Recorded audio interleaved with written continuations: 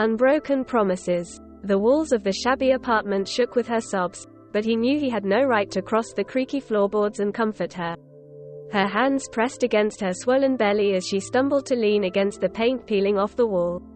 He didn't make a move to steady her. How could you? It wasn't the first time that hour she had shrieked the words, but it was the first time he found the strength to answer. The remains of his phone, broken against the wall by her hand, coated the sparse carpet between them. A barrier of splintered plastic and screen, sharp enough to slice his skin, yet even still it wasn't the danger that kept him from moving forward. She was there when you weren't. His own words could hardly be described as a shout. Not a worthy excuse, and by her tear-filled eyes she knew it, too. I have always been there, she screamed. During every hangover, every police fine, I have stuck by your side when every inch of me begged me to leave.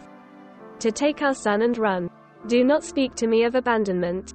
Her voice cracked, but she remained firm, glaring at him through their impenetrable wall. I should have listened, but I was willing to prove them all wrong. I was willing to believe their warnings were nothing but jealousy.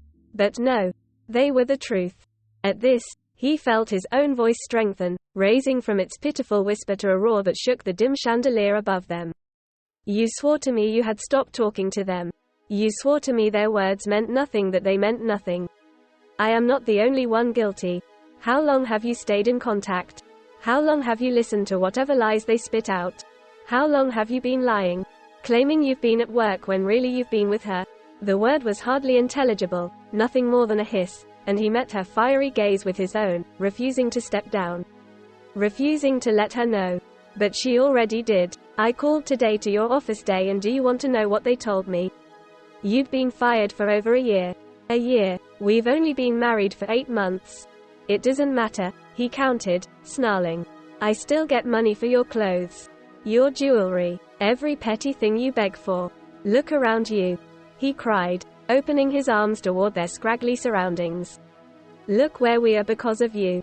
Because of me. This isn't about me. Her screams were louder than his own, her tears drenching the floor, mingling with the already moldy scent. Flailing her hand toward their single decoration, a single framed photo of their wedding, she sobbed, when you married me, you made an oath that you'd love me forever. That I was the only one for you, that day and forever. He couldn't resist a mocking scoff. Don't tell me you actually held on to that. They were just words. No. She shook her head, letting go of her pregnant belly to grab her left hand. Sliding her golden band off her ring finger, she let it clatter to the floor. Somehow, it was the loudest sound either of them had made. They were just lies. Fleeing into their bedroom, she slammed the door, but it was a pitiful sound when mingled with her crushing wails. The thin walls did nothing to muffle them, and as the splintered door crashed close, it shook the walls. The photograph wobbled, teetering on the brink of collapse for a second longer before falling forward. He only stood, letting it fall, listening to her agony. The frame hit the ground, the glass protecting the picture shattering in a spiderweb that concealed his smiling face. Only hers remained visible, eyes glowing with mirth beneath her snowflake white veil.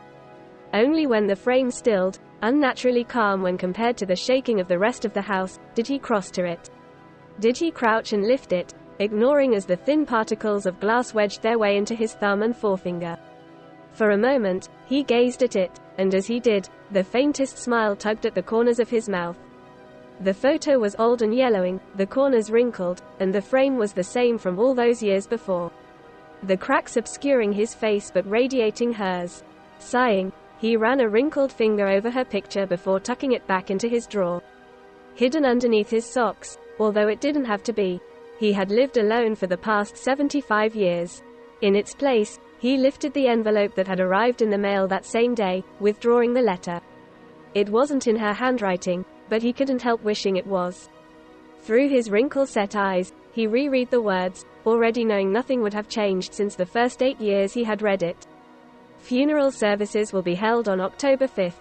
Please join us for the memorial afterward. An address followed, as did a picture of her own wrinkled face. She was so different from the last time he'd seen her, a smile splitting her features as a grandchild hung around her neck, both of them laughing. He could almost hear the sound, so familiar yet so foreign at the same time. Tucking it into his jacket pocket, he set a hat over his balding head. It was time for his afternoon walk, but if he missed it no one would know but him. They used to take them together, him and her. Before the divorce. Before it had all went wrong. But through all the years, one thing had remained true. An oath was an oath, and he had kept his. He had loved her forever.